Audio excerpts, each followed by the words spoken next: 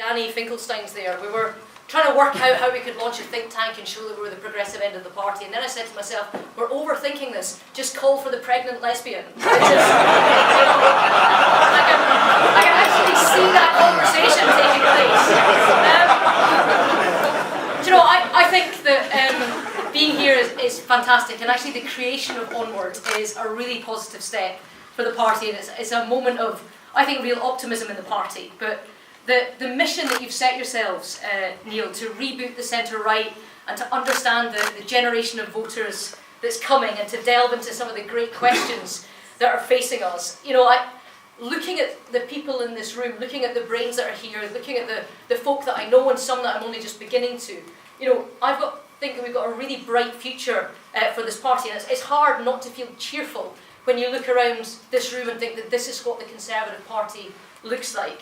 And I'm cheerful not just because this is the second time in a single day that I'm sharing a stage with the great Michael Gove, because I think that, you know, we've got a lot to talk to the next generation about, and there is so much that is written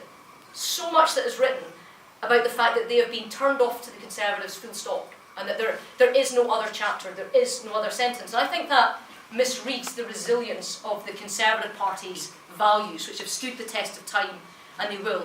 And I think that the lesson that we have to learn as a party, that yes, of course we have to feel the frustration of a young person that can't get on the housing ladder. Of course we have to understand the insecurity that somebody feels bouncing around from shift work to shift work in the so-called gig economy fields. And yes, we've got to feel the tensions of folk who feel that there is a different set of rules for them and for the super rich. Of course we've got to feel their injustice when they look at banking versus benefits, when they look at tax avoidance and train fares.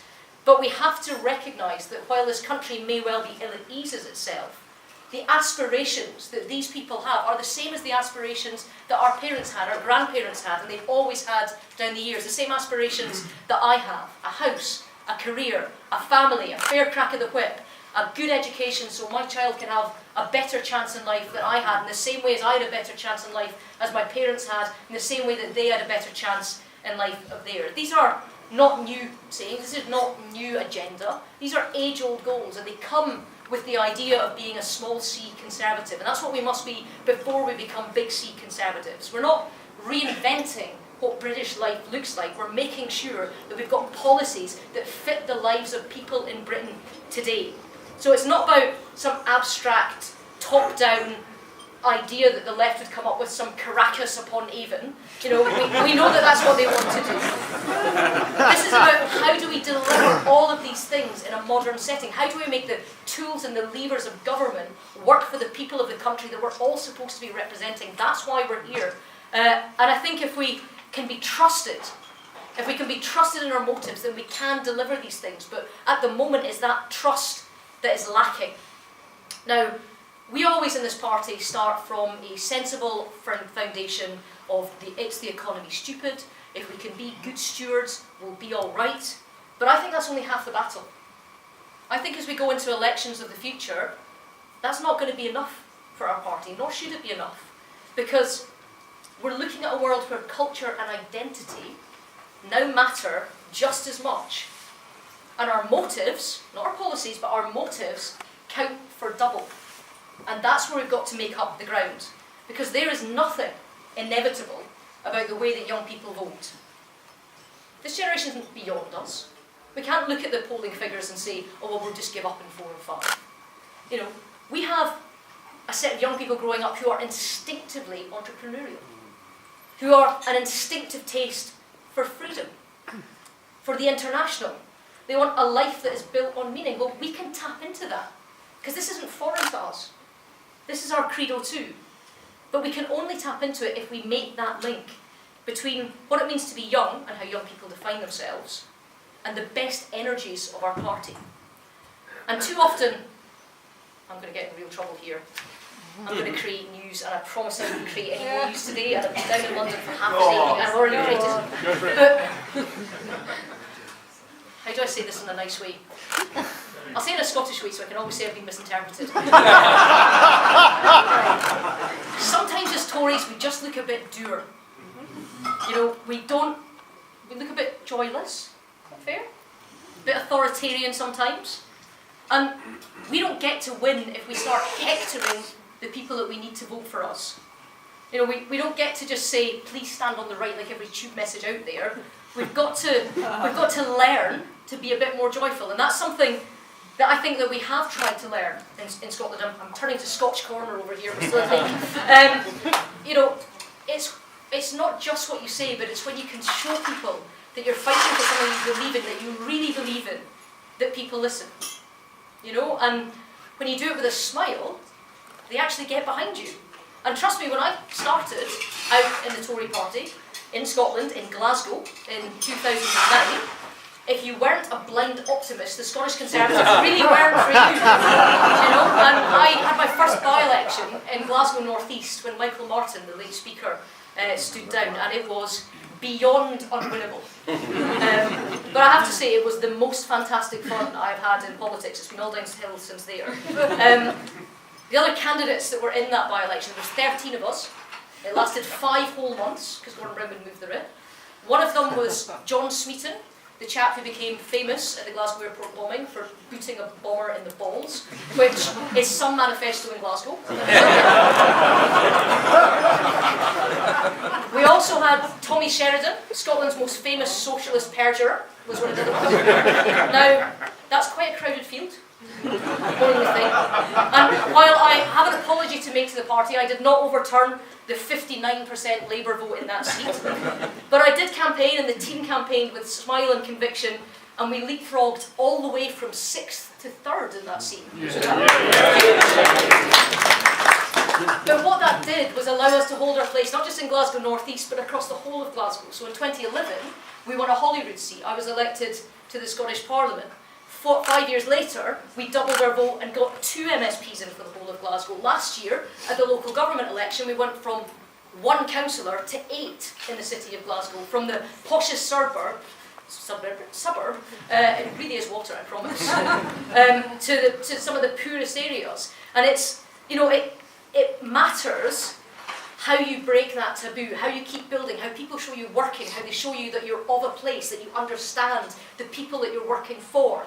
And then since then, we managed to get our first seat on the outskirts of Glasgow in East Renfrewshire, a suburb right there, to this house as part of the 13 that we got in, our greatest result in Scotland for practically 30 years in a general election. And you don't have to tell me that Glasgow is special and can be electorally quite a hard nut to crack, but it does represent what we've got to achieve, not just in Glasgow, but we've got to do it in Huddersfield, we've got to do it in Liverpool, we've got to do it all across the country, and we can. We've got to speak to the pensioner who's worried about putting their card in the meter in the same ways we've got to speak to the graduate who's worried about getting a job. We can't just talk to the mother that's worried about childcare.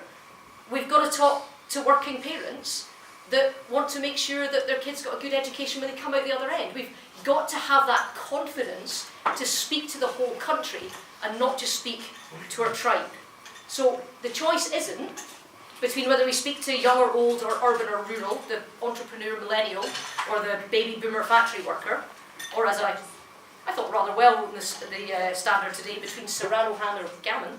It's how do we set ourselves out for the whole country looking like an open feeling, a forward-looking conservatism that looks at the equality for all. And I think that's what Onward represents. I think it is exactly what we need in our party. We need an instinctive sunniness. We need a sense of being comfortable with the modern world. We need a willingness to listen. That's what we need. And I look at some of the board members like Tom Tugendhat and John Lamont, and I see the future of our party. And I look at the team that Will Tanner and Neil O'Brien have put together under Danny Finkelstein, and what excites me is we've got the brains to do the detail. And by God, do we need to do the hard yards of policy development. And we need to do it from backbenchers out of government to be able to have something that ministers can hold on to. Because we need to be able to renew ourselves in government. Because particularly with this opposition, we owe it to the country to be in government for some time yet. Yeah. And, I think if we look at the options that are open to people across the UK, it should give people in this room pause. Vince Cable and what's left of the Lib Dems, they've got all the intellectual agility of a Diplodocus. You've got Nicola Sturgeon and her Outriders, who've got all the subtlety of a Vuvuzela, perhaps just as annoying. If you look at Jeremy Corbyn, actually I feel sad. It's an odd thing for a Conservative to say, but I feel sad at looking at how far a once important, integral, sensible, solid party has fallen. I do. And I then look at John McDonnell and the shock troops and the troll factories and their conspiracy theories and their envy and their fake news and their squawk-box and their canary and all the rest of it. And I think that this Labour Party is about the same amount of moral authority as Sepp Blatter going down the bookies and putting a fiver on Russia getting the World Cup. And I genuinely think to myself that when I look at the nationalists or the Corbynistas, what I see is a movement that wants in its own way to break up our country. That's what they want. They want to tear it apart. And what these movements have in common is what they're based on. It's a foundation. It's a foundation of grievance and mistrust and a tendency to look backwards, to feed off their own history and narrative and some post-war era of high taxes, sunshine, a pre-Union Scotland of free unicorns and Scottish flags, and whatever the question is, the answer is always a cocktail of nostalgia and rage. It's to control, it's to nationalise, it's to tell people that they can't make decisions for themselves. Well, do you know what? We're better than that, because that is lazy thinking, and we can do better than that. Our party has always had a taste for reinventing itself to win. But it's not just about our party, it's about the country that we're trying to win for. That's what's important. So we have to reverse ourselves, because we have a moral duty to do so, because what we're fighting against is a politics of anger, and I don't think that serves anyone. Now, as you heard from Neil, we've got a whole lot of things in the in-play for Onward. We're looking at some of the really big questions. AI, we're looking at automation. In governance, we're looking at devolution across the whole of the UK. In education, we're looking at an economy that requires ever faster adaptation. These are massive, massive challenges, but we've got to be equal to those challenges. And I look at something like automation, and I hear the old tropes that technology will, first of all, it's going to undermine us, then it's going to overtake us, it's going to come for his job, then it's going to come for my job, and then it's going to come for all our wives. That's not how it's going to be. Because if we get it right, and if we do the thinking now ahead of all of that, then just with every other wave of economic change, the predictions of mass unemployment have proved not to be true. We can create more jobs out of this, but only if we get the thinking right.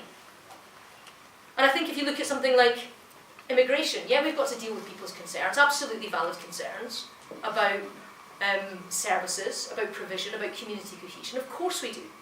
But we've got to ask ourselves fundamental questions about whether a policy that we've never hit, that was devised when unemployment was running at over 8%, still works when we've got a skills shortage. Does it still do the job?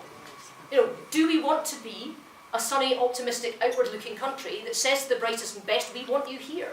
Yes, we want to choose, we want to have control, but we want you here too. Of course we do. And finally, I guess the big one for me, and I will always bang on about this and I'll never apologise for it, is education. And we have this idea that's set in us that education starts at 5 and it finishes at either 18 or 21. Well, that's not going to work in a country where we need to have technical revisions at all points through our life. We've got to realise that education is now a process. We've got to be able to have the ability to upskill and retrain at all points in our lives if we want to catch the economy at its highest point and give people the best chance. So I guess I've bored on for far too long, but I've fulfilled my role as a pregnant lesbian. And I think what I really want to say is, we've got a government that is dealing with so much in terms of Brexit. Nobody's ever done this before, not just in this country, but in any country. The capacity that they're having to work at is phenomenal. And I look at the great offices of state and I look at the work that ministers are doing, and I absolutely take my hat off to them. Absolutely take my hat off to the effort and the endeavour and the service and the focus that they're putting in. But that means that they need us to fly the kites. They need us to think the big thoughts. They need us to renew the party and the national narrative. And I look around this room and I think we're just the people to do it. Thank you very much.